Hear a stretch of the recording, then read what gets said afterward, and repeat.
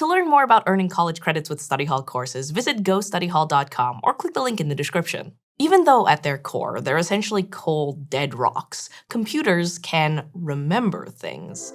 Much like your brain, computers use electrical impulses to save information for later, but they contain a series of chips and transistors and other fancy computer parts to transform information into ones and zeros, or on and off electric pulses, in order to manipulate and store that information. That in itself, at least to me, is an astonishing feat, and that technology has become so advanced that you could save the contents of an entire library on a drive that fits in your hand. That's so much information. Factor in the different ways and speeds we want to access things, and it gets even more complicated. So, also just like humans, computers have short-term memory, long-term memory, and whatever you call that space in between that makes it where I can remember that I had lasagna for lunch yesterday, but not a week ago. That means with a solid understanding of computer memory and how to use it when programming, we can expand our own capacity to digitally store information and never lose track of the little things. I'm Sabrina Cruz, and this is Study Hall, Code and Programming for Beginners.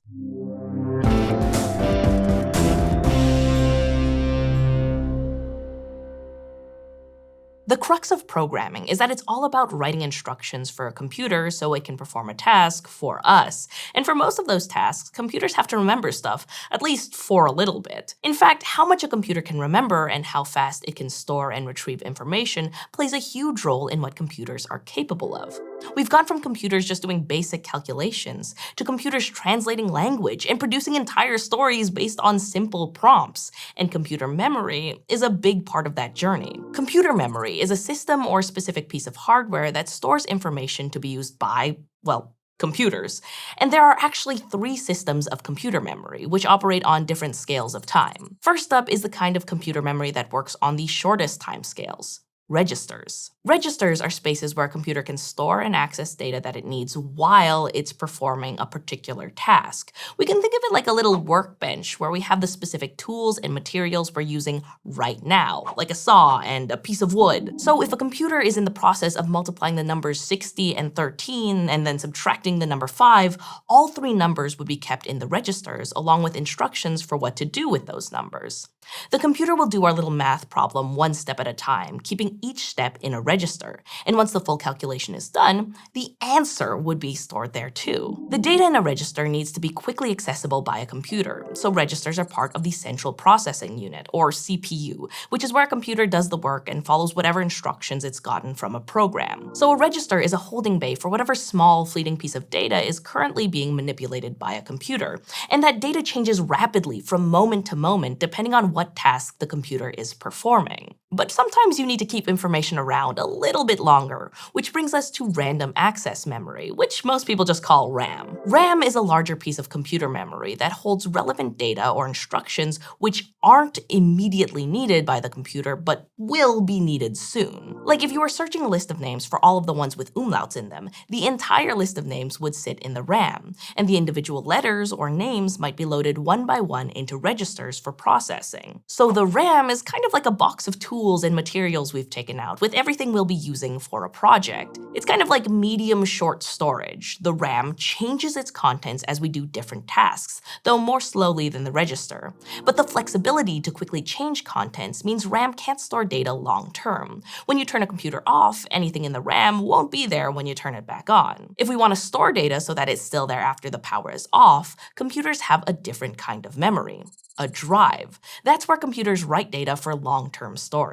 The drive stores things that aren't needed right now or in the near future, but we might want to come back to later, like that book that I swear I'm going to finish. Because of this, it has a lot more capacity than RAM, but it operates more slowly. So in our DIY analogy, the drive would be like a shed where we stash away boxes of tools and materials for the long term. Together, the registers, RAM, and the drive make up the basic forms of memory that store information and feed it to the CPU while it performs certain tasks. And those data crunching tasks are what we want code to do. As our programming skills grow and we take on more complex challenges, memory plays a bigger role. powerful. That's because understanding the limits of the CPU and how we write data to the drive directly affects the kinds of problems we solve and how we solve them. And part of that involves understanding what information actually looks like to a computer.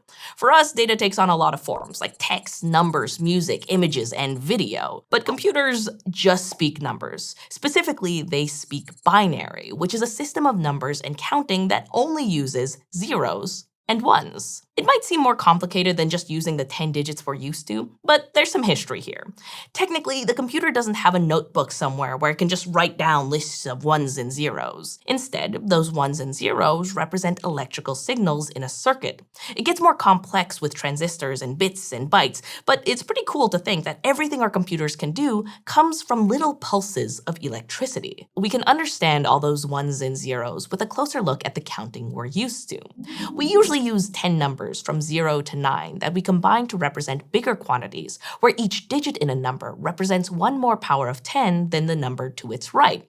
Like in 3245, 3 is 3 thousands, 2 is 2 hundreds, 4 is 4 tens, and 5 is 5 ones. But in binary, we only have two options, 1 and 0. So instead of being one power of 10 more, each column is only a power of 2 more than the column to its right.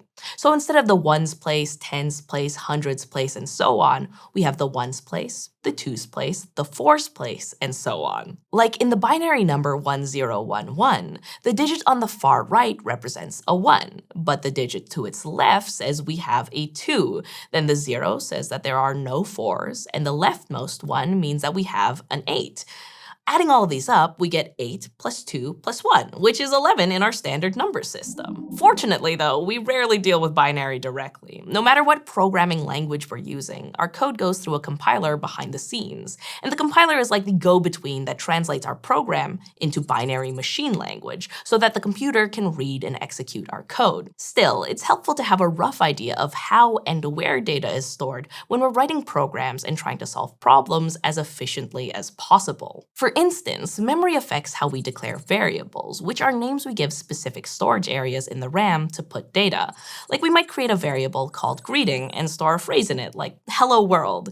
Every time we reference greeting in our program, the computer looks into the RAM and retrieves the data we stored there. It can even change it. But the way that data is turned into binary and stored depends on the type of data we're dealing with. We call these data types, and they're different forms of information like numbers or text. For instance, numbers without decimals are called integers, and numbers with decimals, like 21.3, are called real numbers. They're encoded in binary differently. And you may be asking why you need both, and it's because the way those data types get encoded into binary, the number 11 as a real variable can take up more space than 11 as an integer variable. And the more data you have to move around, the slower the program will be. So when making a large program, it's important to save as much space as possible to ensure that it runs efficiently. That also goes for other data types that we'll talk about too, like text. To see data types and variables in action, let's turn to Rita, who's a forester doing inventory on a plot of land and is writing a program to track and analyze her data. She wants some calculations based on the number of adult silverleaf poplar trees she finds, so she can extrapolate information about poplar growth in the wider area. In her program, the variable corresponding to the number of trees consists of 3 different things. The first is the data type, which is an integer. Then we want to give the variable a name. And finally, there's the value, which is the actual number we want to save. To put all of this together and create variables in Java, Rita has to write what the data type is and give it a sensible name she can easily keep track of, like poplar count, followed by a semicolon. This is called declaring a variable. That semicolon is universal in Java. It indicates the end of a statement and comes at the end of almost every line of code. Once Rita has declared her variable, she can assign it a value using an assignment statement.